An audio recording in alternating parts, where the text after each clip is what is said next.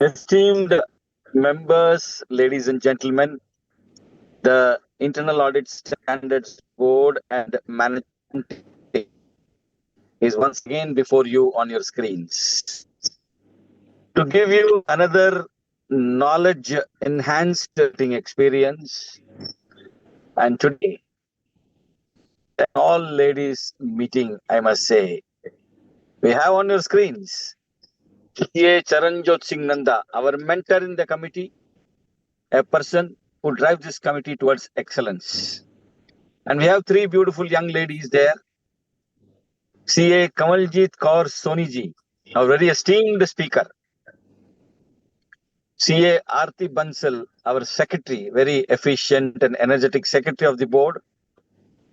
And let us all welcome for the first time a debut speaker, a debut moderator on the Institute's platform, CA Shreya Chawlaji. Thank you, sir. Thank you. Thank you. I welcome each and every one of you. Today's topic assumes enormous significance in the world of finance, in the world of accounting, in the world of internal audit, financial frauds. Much on this will be deliberated by Soni Madam and also Shreya ji, and Nanda ji will give a brief info also about it. But as a chair of this committee, let me inform you that we are leaving no stone unturned to ensure that internal audit occupies a prime space in your practices. Bringing to your doorsteps, on your desktops, on your tabletops, the best of the speakers, the best of the minds, with the best of the topics. Continuing our journey towards excellence, we welcome CA Kamaljit Kaur Soniji, who will be taking us through a knowledge enhanced session. And Shreya Chawla, Shreya ji, I welcome you for the first time. Thank you. Thank you so much, sir. We are proud Thank you. to the world of chartered accountants, to the world of the speaking fraternity. Thank you so much, sir. Thank you. I am very confident that today's step will be in the right direction. And today is Thursday. Yes. Today is Guru Var. So Guru Guru Var. Ka Var. Yes. I know your father is a chartered accountant, the very esteemed Central Council member, CA Raj Chawla ji. And Thank I you. know you would have sought his blessings today. I know Yes. you would have Yes. taken his wishes today, he being your Guru. And what Yes. a day to start in your life. Really, Yes. I am proud.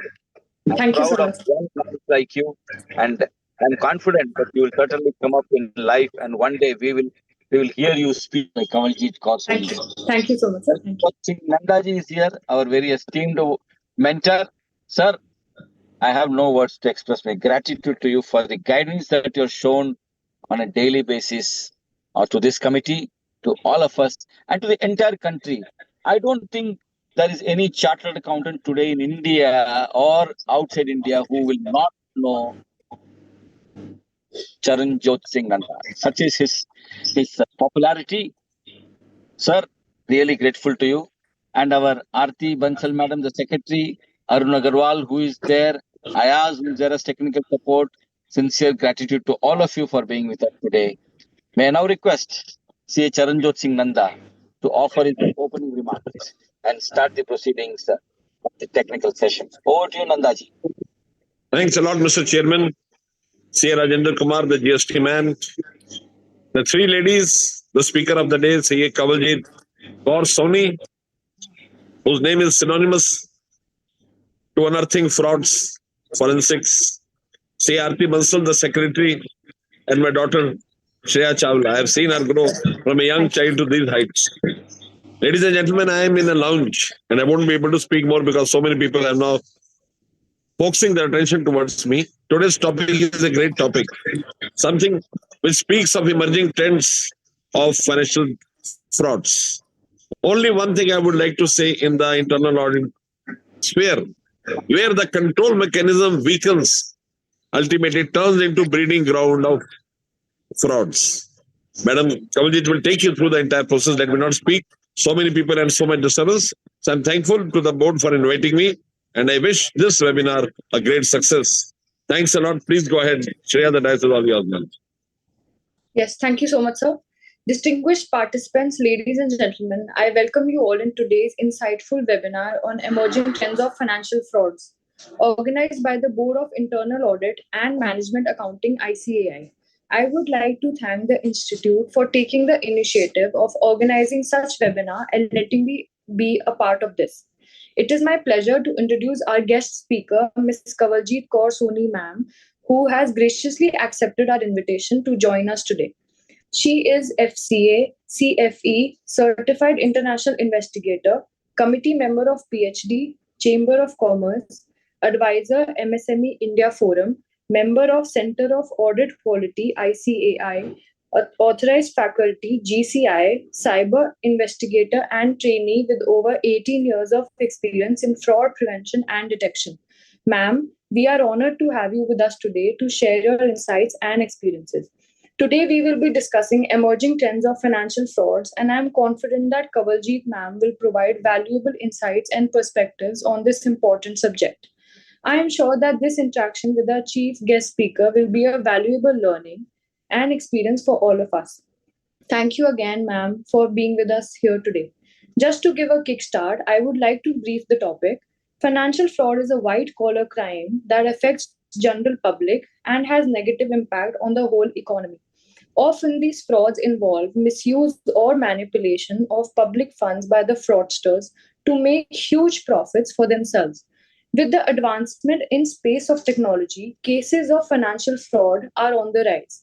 We have witnessed big financial frauds perpetrated by fraudsters like Vijay Mallya, Harshad Mehta, and Nirav Modi. The cases of financial fraud committed in cyberspace are no less daunting. With that, I invite ma'am to come forward and address our esteemed gathering. Over to you, ma'am. Thank you so much. 1 minute. Thank you, Shreya Chawla ji. Of Thank you, course, sir. I know those names that you took were just for not out of any choice. It was a chance, and certainly, what you have spoken is not what you presented. Thank you so much for giving this brief intro and this over to Kamaljeet Kaur, madam, for your session today. Thank you very Thank you. much, Shreya ji. Please Thank stay you. online. You may mute Thank you. yourself. Thank you. Thank you, Rajendra ji. Thank you, Shreya. And thank you, Aarti.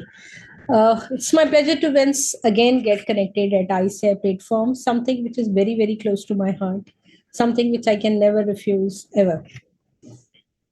Now, today's topic is something which is a topic which is not only very, very important for all of us to understand, regardless of what field we are into right now. When we think about frauds, some of us might believe that auditors are watchdog, not a bloodhound. So fraud investigation, fraud prevention, fraud detection, it's not something where we come into picture. So of course, yes, when it comes to fraud prevention, that is definitely not the task of auditors. However, the role of auditors are emerging. Gone are the days when auditor used to be just restricted towards doing audits of financials, operation, or other part of organization. Today, when we look at the changing dynamics of the profession, we see quite a lot has changed. And that is where I give you a deep insight of how financial frauds are changing. Many of my colleagues in CA fraternity would be involved as internal auditor in financial institutions, bank, NBFC, fintech, or money businesses. Unless and until we understand the technology or the changing color of fraud, it's going to be very difficult for us to support our client and add value with internal audit. So next time when you think about a concept that in audit and investigation are really two different things, then I would say there are definitely some connecting points. And today, let's understand how we as an auditor come into picture when there is a fraud. It's me being into this domain for close to 2 decades now, been into training as well as consulting, supported multiple organizations, law enforcement in various capacity. So I've seen how things are changing. There are times when company wants to protect themselves. They want to get their internal audit done, and of course, the objective is to add value. At the same time, the fraudsters are going ahead. That's why the first thing I always say in my session is think like a fraudster. You have to outsmart the fraudster, and let's see how we can do it. In order to outsmart the fraudster, first let's understand what is fraud. If I ask my audience what is the difference between fraud and error, mostly the answer would be very straightforward and clear, that intent is a factor which distinguish fraud and error. Yes, completely agree. The malicious intent is the factor which helps us understanding whether it was fraud or error. But you know what? Intent is a subjective term. If you go to any fraudster, any means any, the answer would be, it was just an error. I never wanted to do it. It was not a fraud. That is where we come into picture. We have to collect evidences and prove whether it was fraud or error. As an auditor, as I used the line, famous line in the beginning, auditor is a watchdog, not a bloodhound. But I personally think there's no harm if we extend our work a bit more and get into shoes of bloodhound wherever required. Even International Standard and Audit ISA 240 and ISA 315 both talks about increasing role of auditors in fraud fighting. It very clearly says that if auditor come across any material misstatement, they have to report it. And if they fail to report it, there could be obligations, liabilities on auditor. That is why it's important for us to understand what is fraud. And it is equally important what are the emerging trends of fraud. Going back to my simple definition of fraud and error, the difference in definition simply lies in the word called intent. However, intent is a subjective term, and it does require efforts to collect evidences and prove. Of course, famous faces, all of us might be knowing about them, not something maybe in a right manner. So we talk about Vijay Mallya's case, when we talk about Nirav Modi's case, we very clearly say these two people have taken loan, they are absconding, and they have made a very big financial fraud. I agree with you. But tell me one thing, an external borrower who's outside the bank, could do all the fraud on his own without any support? Do you really think it's as simple as that? How would an external party know what are the loopholes? So that is where internal controls comes into picture. In fraud, we understand there's something called fraud triangle. Fraud triangle, as the name suggests, has three angles: the financial pressure, rationalization, and opportunity. Who gave that opportunity? The bank. Whether this opportunity was a knowing support or a weaker internal control, both ways there was certainly a support. Guys, trust me, I'm ex-banker. It's not easy for a person to sit outside bank and do such a big fraud without any support. So this support could be negligence either. So let's say bank relied on these big names too much. That much that they did not bother to do all the due diligence which they should have done. Today, a person like you and me wants to take a small vehicle loan, small housing loan. We know bank asks 10,000 questions from us. Multiple documents are being asked. Why not for these two people? There was one case study which was mentioned clearly that Kingfisher presented the rating which was fake. The credit rating was not appropriate, was not correct. The another thing, the operational model of Kingfisher was such flawed. CEO was changing every 6 months. Why bank was not bothered about it? In Nirav Modi's case, one person was given end-to-end access of sending SWIFT messages. These are not all coincidence. The controls are certainly weaker. When I talk about fraud triangle, one of the angle was opportunity. And this opportunity was given by financial institutes. Us, as an auditor, we will get into the picture, supporting the bank, supporting the company to strengthen the controls. So this is the financial fraud we heard about, let's say, many years back. Of course, things are changing. Still, bank has different type of fraud. We talk about cyber fraud, working limit related frauds such as CC limits, overdraft related frauds, deposit related frauds where somebody, this is in the banking term called FDOD. Though these type of frauds are relatively lesser these days, where people take overdraft against fixed deposit, withdraws the fixed deposit, and overdraft keeps going on and on. So that means practically there is a loan without collateral. Overvaluation of collateral. Kingfisher once again was a classic case of overvaluation of collateral. One of the things which was collateralized in Kingfisher case was brand value, which you also know as goodwill. Now, what is goodwill?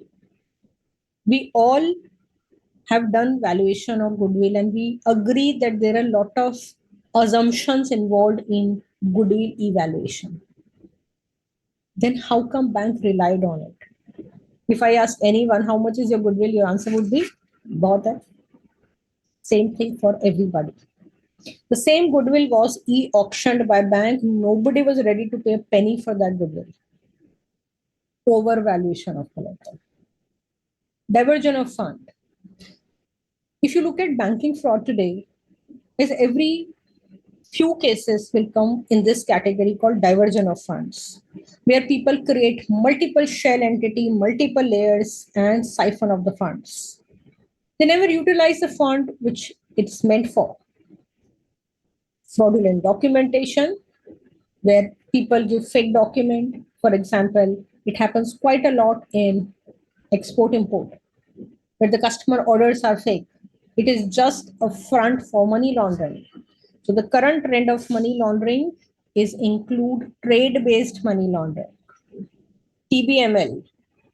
TBML is one of the latest trend of money laundering, where on the front, what is being used is trade. The stories made it this way that it is an import and export. Fact is, it was nothing but a money laundering. I'm sure you would be wondering that I have not covered the first part. Why I have not covered? Because this is the most detailed thing we are going to discuss today.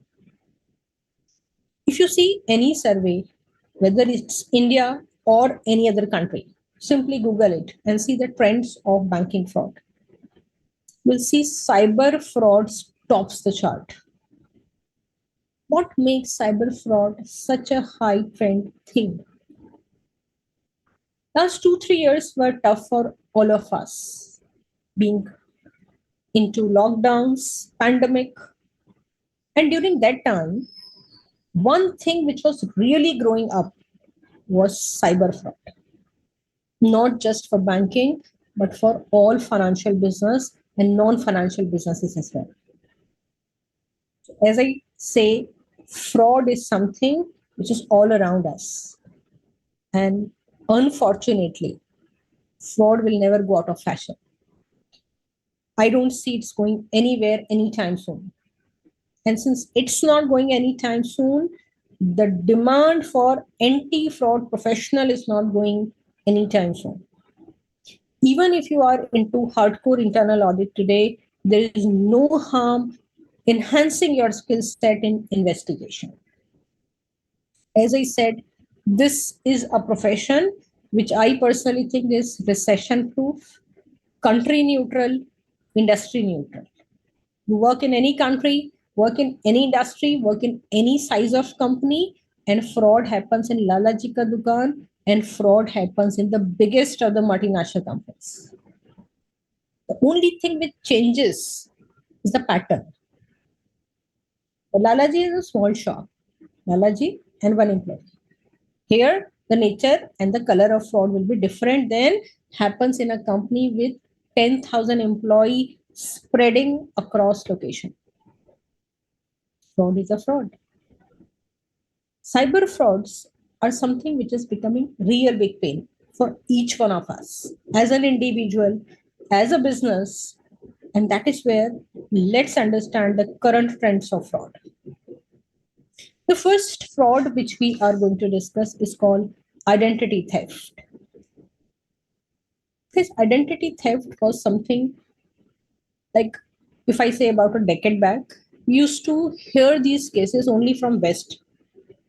There was rarely we heard these type of cases in India. Unfortunate fact is, today, identity theft is one of the most frequently done fraud in India. What is identity theft? Hi, sir, the card is being misused. I'm calling from bank. Can you just give me OTP so that I can block your account right now? Please do it fast. You share your OTP, you get panic. Somebody operates your account on your behalf, posing as you. Identity theft.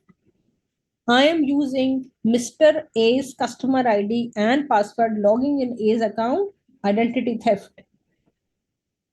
I am traveling in metro. I am taking my Aadhaar card out, trying to do something. Other person is doing shoulder surfing. He's just looking at what am I doing. Identity theft can be possible here as well. So guys, identity theft, as I said, in a very simpler term, is nothing but when somebody try to be you. That's called identity theft. Now, many of you would be thinking that, come on, we are smart enough. We will not share OTP. We will never get into such calls. I agree. I have no doubt on that part. However, the statistics says the success rate of such such phishing calls or such social engineering tactics is 1 in 10. 1 in 10, such a high success rate. So imagine there are definitely so many people who get into that trap, and those traps are not just laid for people who are uneducated or less educated. IAS officer, law enforcement officer, people from high ranking in defense, everybody can fall into it. Because today the trap has changed. All the fraudster requires is a net. The net has changed. Fish remains same. What is so good about this pen card? I'm sure you'd be really fascinated to see this pen card. Are you? Is it fake? Is it genuine? It cannot be genuine.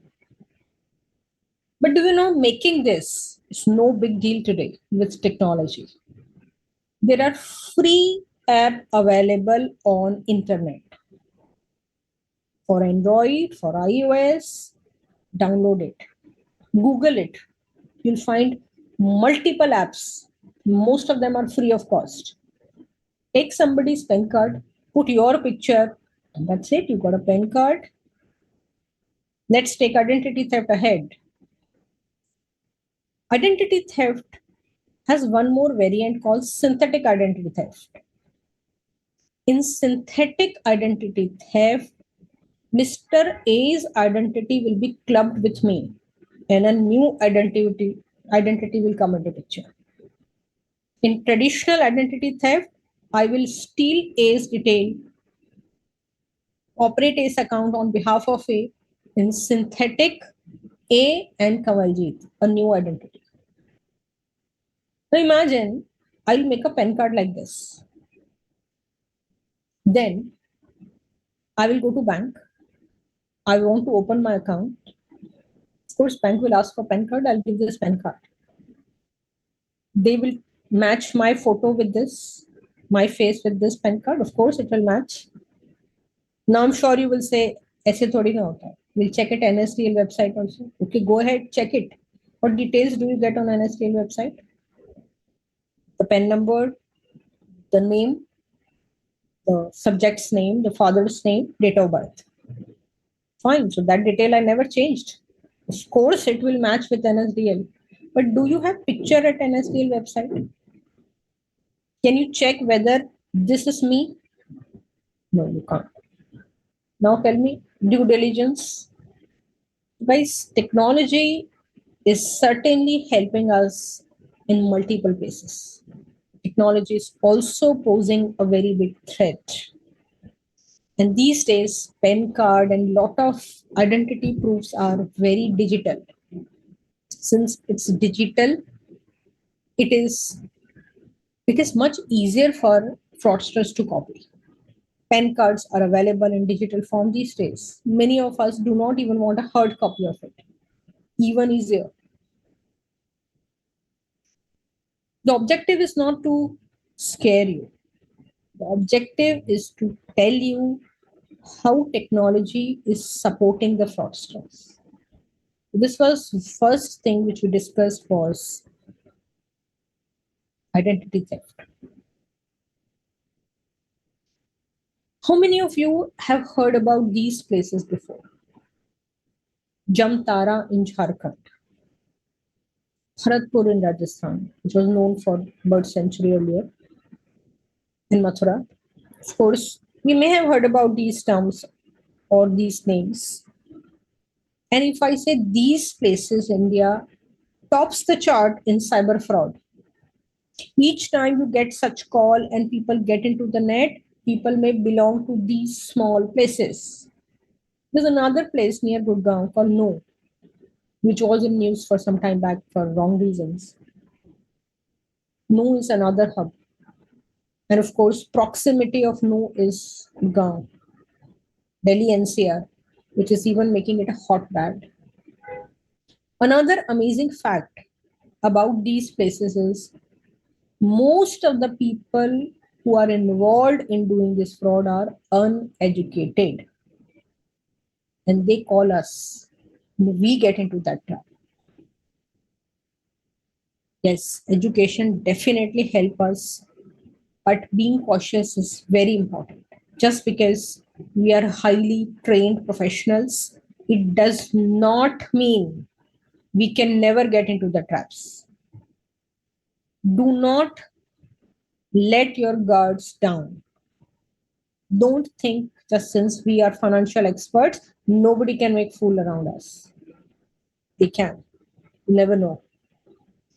So these are some top spots of cybercrime in India. And of course, apart from that, there are many places in Telangana and other places in India which are becoming hub for cyber fraud.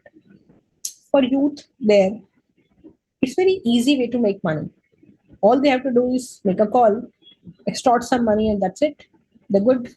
No hard work required. Most of them, they use a technique called social engineering. Have you guys heard about this term? Social engineering is today one of the most frequently used technique for fraud, including financial fraud. What is social engineering? There are three things which are very common for us as a human to have. One, tendency to trust. Second is fear, and third is greed. These three things are something where this attack played upon. Viruses, trojans, worms, these are definitely risky for cybersecurity. But still, you can install an antivirus and then you can relax. Because you have a very good antivirus which is going to find the virus and kill it. But what will you do with something which is trying to encash on your nature, human nature?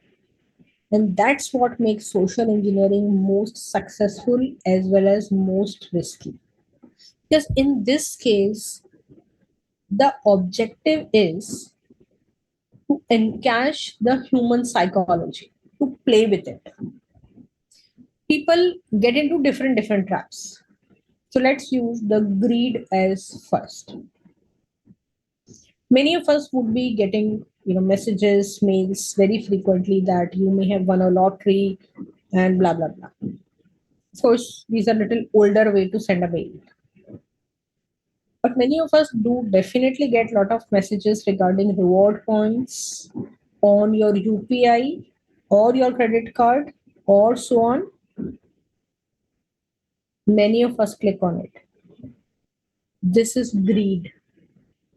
So when fraudster plays on your first emotion called greed, everybody wants to make money. Everybody. Nobody is there in the world who thinks that he has enough money. And of course, there could be some exceptions. Most of us fall into the second category and we want more and more money. And that's more and more is the first emotion the fraudsters play now. Second emotion, fear. Please share OTP right now. If you will not share in next 1 second, your account will be permanently blocked. You have not done your re-KYC.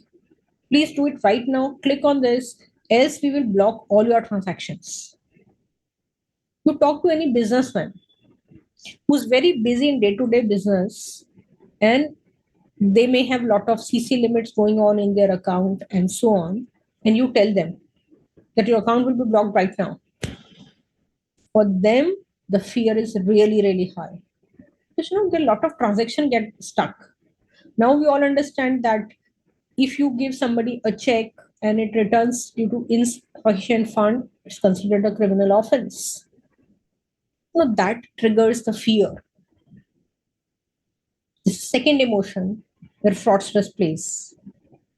And the third is tendency to trust.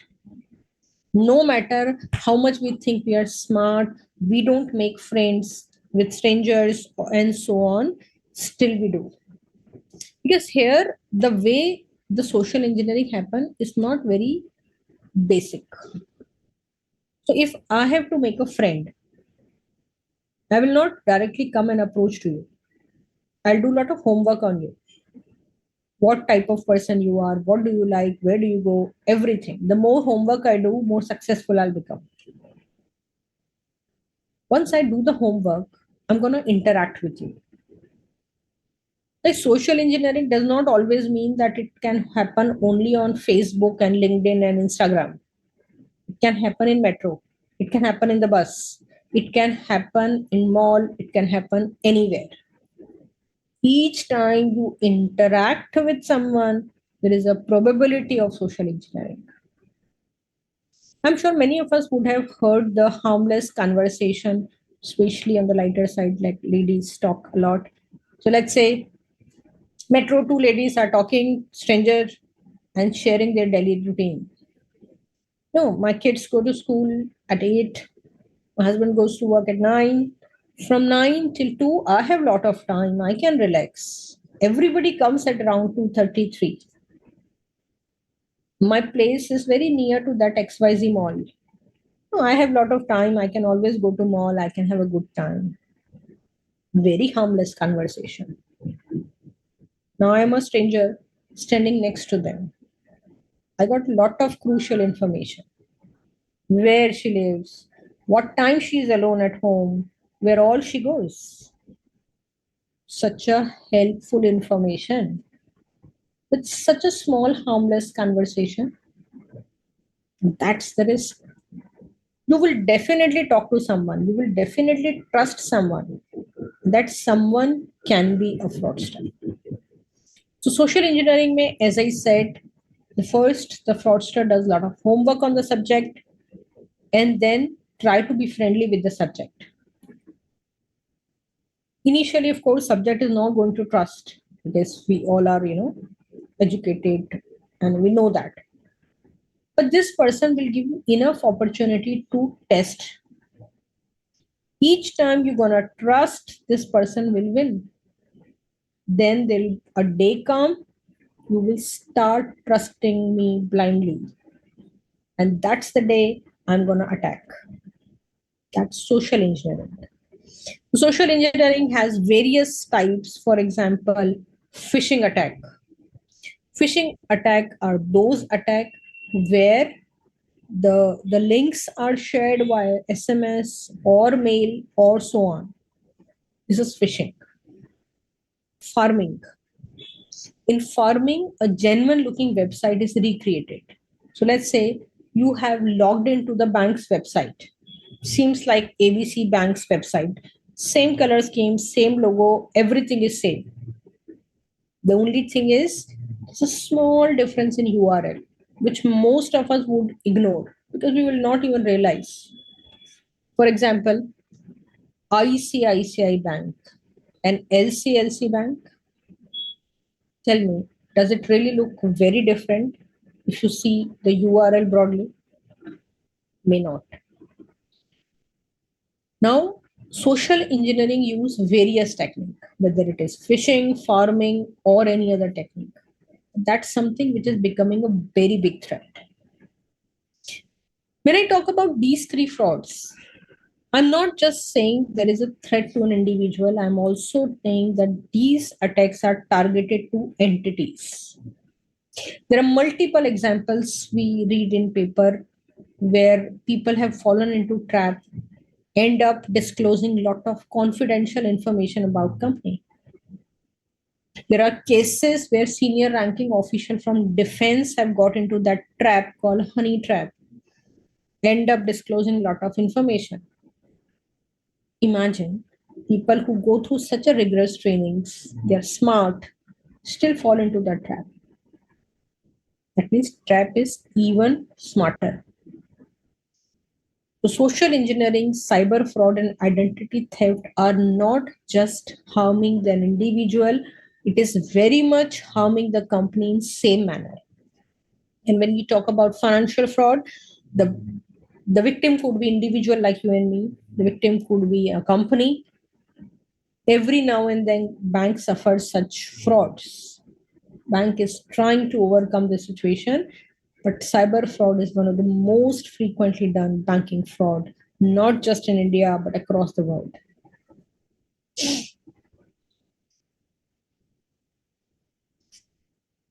So far, we talked about the different type of frauds which happens in financial sector. But then, as I said in the beginning, this is something which is already happening. So this is not future, this is present. Today, we are here to not just understand the present scenario. I'm also here to tell you what does the future look like. But once again, before you get into any kind of panic mode, the objective of this is not to scare you. The objective is to just make you aware. Because as I said in the beginning, we have to outsmart the fraudster. How will you outsmart someone? Unless you think like a fraudster, unless you understand the fraud. So now let's talk about emerging trends of financial fraud. That's the way forward we see in this area. Artificial intelligence. Many of us would be listening about it. Some of you would have a good understanding. Some of you would have a superficial knowledge or understanding about AI. Well, AI is very simple. Okay. Let me put it in as simple as I can. A technology which mimics human. AI is a technology which mimics human. That means a technology which copies you. Imagine a small kid in your house. How did kid learn from you? We talk to kid, we do a lot of activities with kids in front of them, and they copy.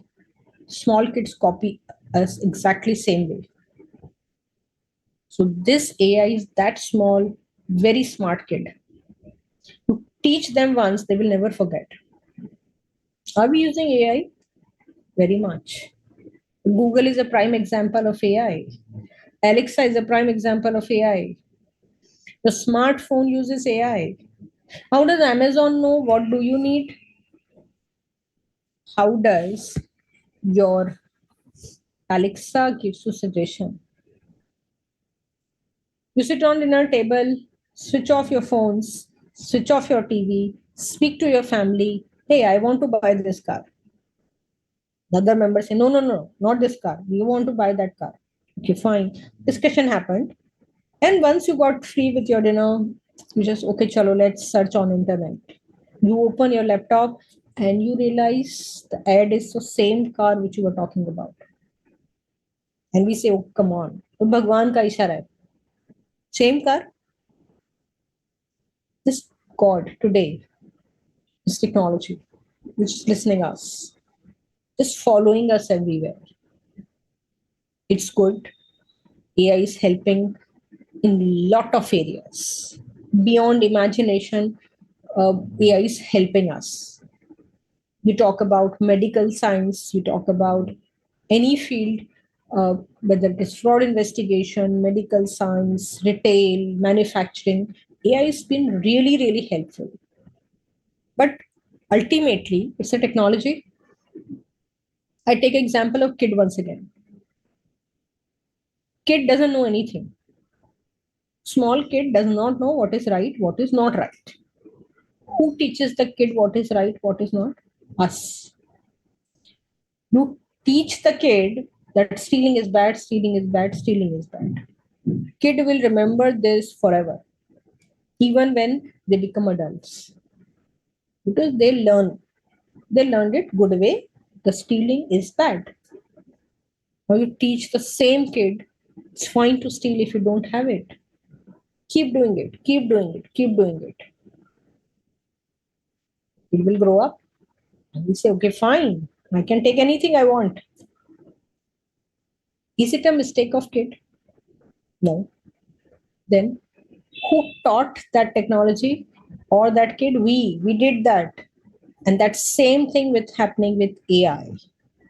Many of you will be wondering whether AI is a new concept. Then let me tell you, there's nothing new about AI. Artificial intelligence is with us for a very, very long time now.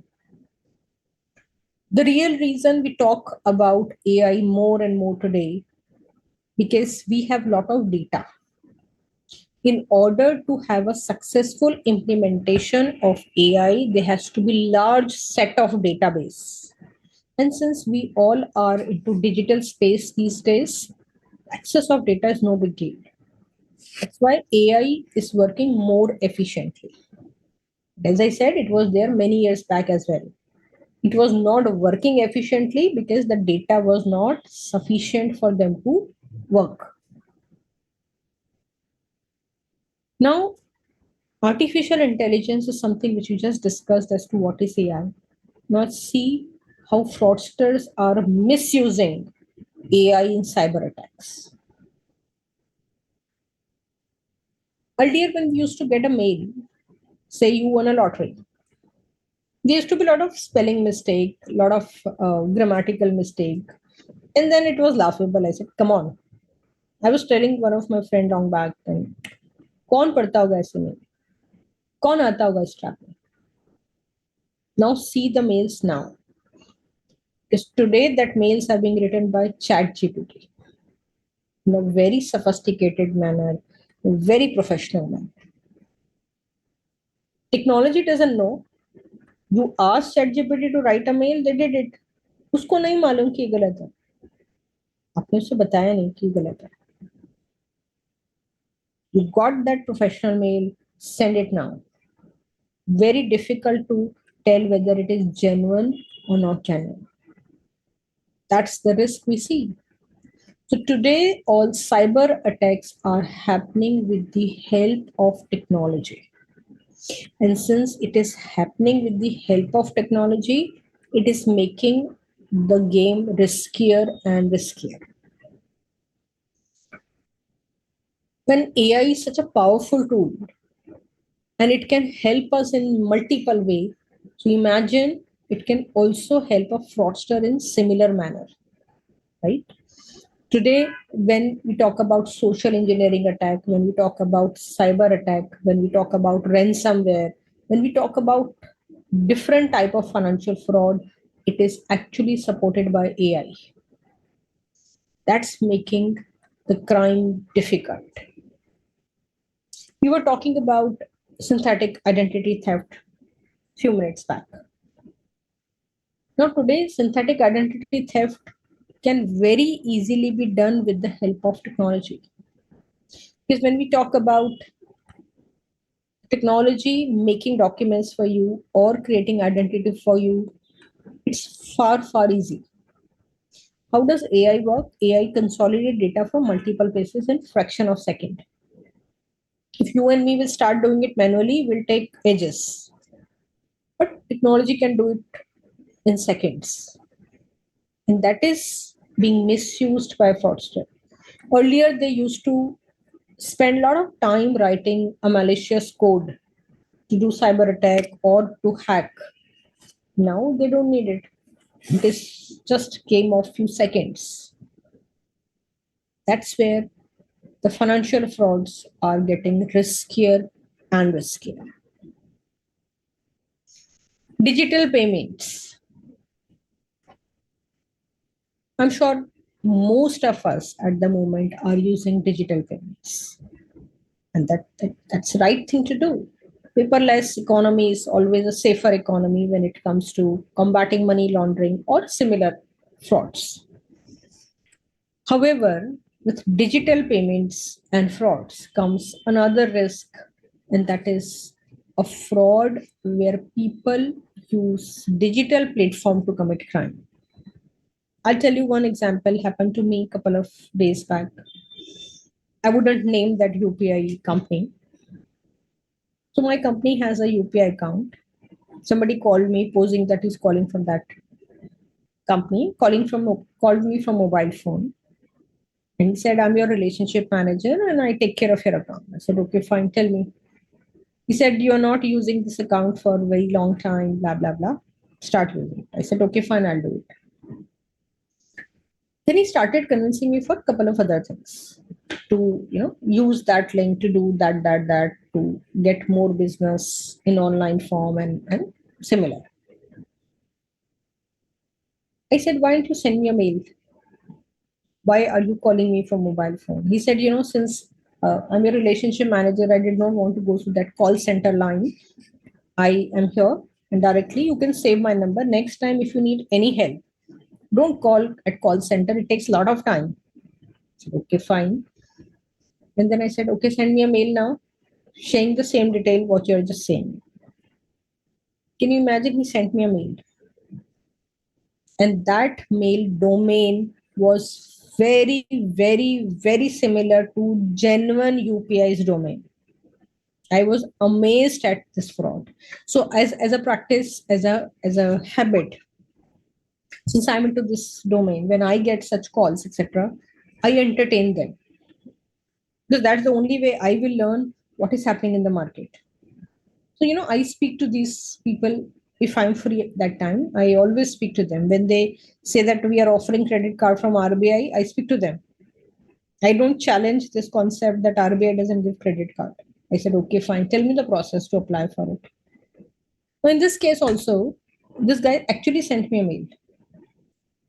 But my profession is like that we don't buy things easily. I searched that email ID domain properly. As I said, it was 95% same as genuine one. It was small change. I searched a lot whether the genuine UPI provider uses this email ID as well, because the variation was too small. So for one moment, I gave them benefit of doubt. Probably sometimes companies use different accounts. For example, customer care at XYZ Bank and blah, blah, blah. That was not the case. I spent good 5-7 minutes searching about it and it turned out to be fake. So guys, these days frauds are no longer very shoddy. They're very smart. Digital payments and frauds, the UPIs, your Paytms, your MobiKwik, or whatever XYZ, Google Pay, Apple Pay, whatever you're using. This is very convenient, but make sure that you are safer. In last 1 hour, we have talked a lot about frauds. But the idea is not just to tell you what is fraud. The idea is not just to tell you that what could be the flip side of using AI. The idea is also to tell how we can get ahead of fraudsters. His internal audit dynamics are very changing. If you come back to the profession of audit, earlier, like 2 decades back, 3 decades back, there was a lot of manual work involved. When I was doing my articleship, I remember we used to really check each and every line item manually, ticking it, audit tick, and all that. No longer now. In West, internal audit has become robotic quite a lot. And maybe very soon we will see this pattern here in India. If there is a checklist, there are 10 questions which needs to be checked, even robot can check it. Correct? Where is our capability? But here, don't think AI or technology as your competitor. My definition is same. And remember the definition again. Technology which mimics human. तो यहाँ original तो आप ही हैं. You are the one who's original.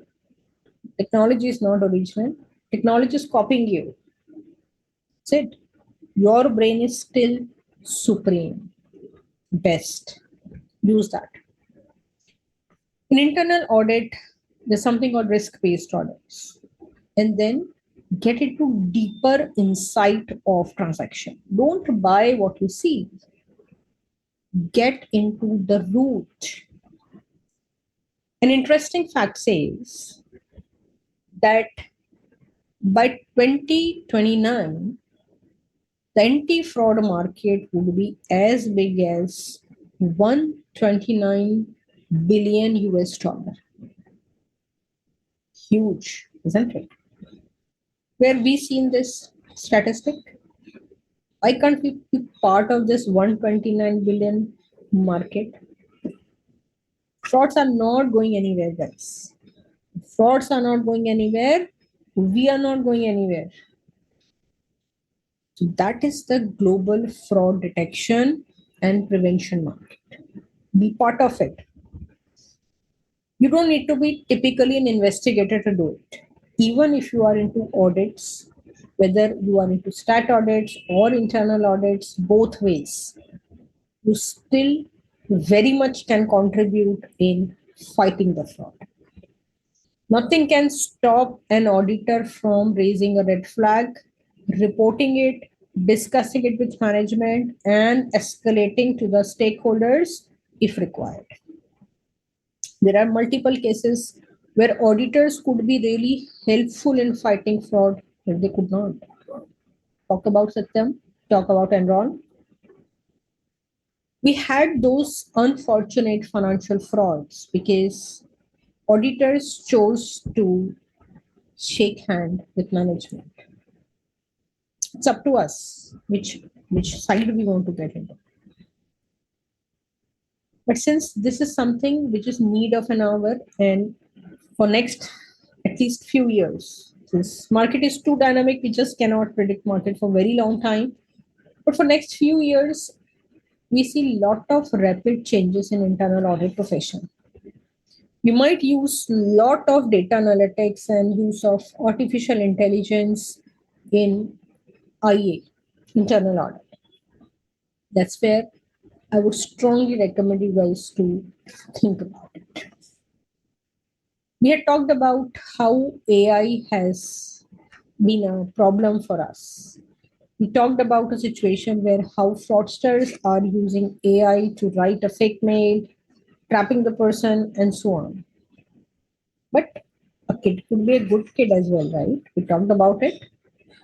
Who You have to decide you want that kid to be good or not. So let's use same technology to beat the fraudsters technology. If you talk about finance domain, AI is playing a very, very crucial role. In fact, a survey says that about 63% banks believe that AI is really helpful in fighting the cyber fraud. If a fraudster is using AI to commit a cybercrime, why can't we use same technology to fight the cybercrime? And it is not just for banking, but all kind of money businesses. Financial institutes are not just bank. Any business which deals with money is a business which can get exposed. Financial fraud can happen to any business, any size of business, any location of business. That is where use technology in your field. I would urge all of members to take some time out, enhance your skill set in data analytics, learning the technology, and of course, getting more in depth insight in investigation. The frauds are something which is impacting businesses a lot, a lot. And that's where we see the increasing demand for professionals who can help the company beating it. So, few technique which we can use in fighting the fraud. The first is data analytics. So, guys, data analytics is something which is in a very simpler term, analysis of data. Data analytic technique has a tendency or a capability to slice up the big data, looking at both structured as well as unstructured data and making a correlation out of it. What is structured data and what is unstructured data? A data which is there in a consolidated form at one place is structured data. Data which is scattered everywhere is unstructured data. If we try to correlate structured and unstructured data together, it's too much of work for us. For example, your Gmail is an example of unstructured data. But that Gmail is very important piece of information for me to find what type of mail do you send. Suppose you are an employee and using your personal Gmail to send a mail to vendors, then how will I read your 50,000 mail? Keyword search would not help here. Nobody used the word bribe in the mail. Nobody used, these kind of terms in their mails. The technology or data analytical tools have a capability to understand the sentiment behind it. For example, even if somebody uses the word like gift, charity, subscription, donation, all this will be picked up. You can go through those mail and see what is being cooked. So one of the very best feature of data analytics is that one, that it can consolidate both structured and unstructured data together. And second, it has a tendency to create a pattern. When we try to correlate two set of data, sometimes we are able to do it manually, sometimes we get stuck, especially when the database is too large. The data analytics has a capability to create a trend. A trend can be very important for us to analyze and investigate. Whether you're doing internal audits or external audits, or you're doing investigation, all the way this data analytics can be helpful. Data mining techniques are something which is being used in most of the companies these days. So that's another thing which we can use for internal audit as well. The second thing, as we discussed, artificial intelligence. So there are a lot of software tools and techniques available in the market today, which uses artificial intelligence as a base. They do kind of same work what data analytics do, but in much smarter way and much uh, predictive way. So, for example, there's something called predictive learning, which is part, some people call it like part of machine learning or so. So, predictive analysis says that it looks at the history of the data, the current data. It uses mathematical model on it, and then it try to create the future related model. For example, if you have purchased XYZ product on website today, after some time you will start getting their recommendation, and that recommendation will not be for same product only, any product which can be related to that. For example, if you're buying things for small kid, let's say 4 years kid, the recommendation will be related to that age only. This is all small example of predictive learning. Apart from that, these patterns are being used in fraud analysis a lot. If the same kind of fraud has happened in company, how much is the probability that the pattern will be repeated in future?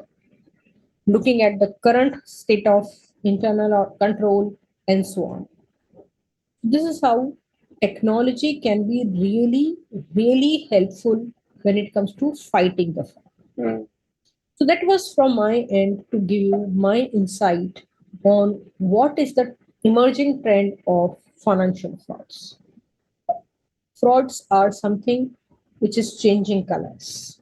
And that is where I see more and more potential for us to enhance our skill set so that we can help fighting the fraud. Now I'm open to have questions. Whatever questions you have, happy to answer that.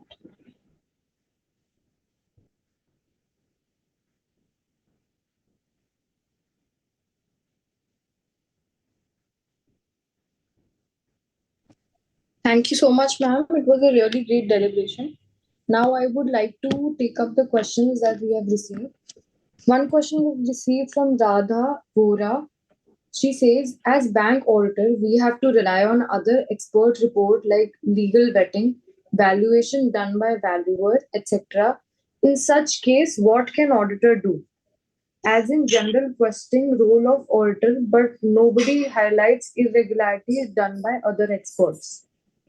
So there is a standard auditing standard which clearly says using the work of an expert.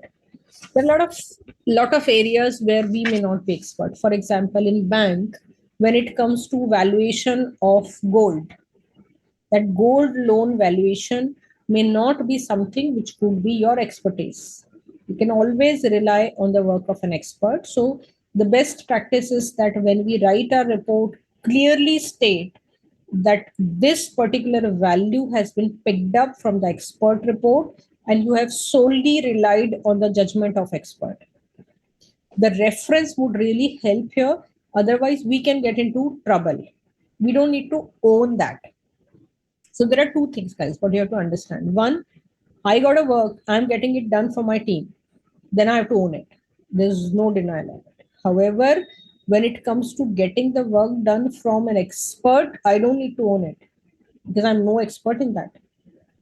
Carbon credit is another area where a lot of CAs work. Now, what is our expertise to, get the right value or detail about carbon emission, right? So we may not be that expert in finding that. So we can always cite, give reference to their report, and if somebody has a question, they can reach out to that expert. Okay, ma'am. I guess that is it for the question and answers session. Now, I would like to proceed with the vote of thanks. It was an honor to have the opportunity to express my appreciation to all the dignitaries present. C.A. Rajendra Kumar Sir, Chairman BIAMA, C.A. Charan Jot Singh Nanda Sir, Vice Chairman BIAMA. I am grateful to the esteemed delegates of the webinar for their presence and efforts in making this a success. I extend my sincere thanks to our honored guest speaker, Kawaljeet Soni ma'am, for taking time from her busy schedule to be with us. Your words of inspiration and encouragement on these topics are greatly appreciated. Thank you so much, ma'am. Thank you, Shreya. Thank you, everyone. Thank you for having me. Thank you so much.